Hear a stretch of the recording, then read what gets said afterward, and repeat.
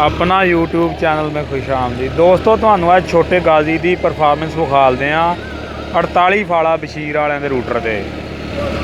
तो वीडियो में शुरू वाके एंड तक वेख्या करो। साडे चैनल सबसक्राइब लाजमी करो, वीडियो में शेयर लाइक जरूर करा करो।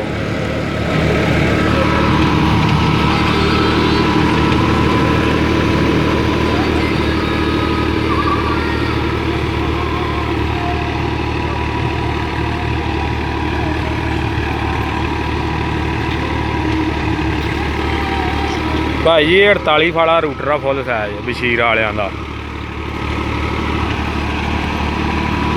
ते ट्रैक्टर वेखो बड़े सुकून नाल दिया चलाउण इनू।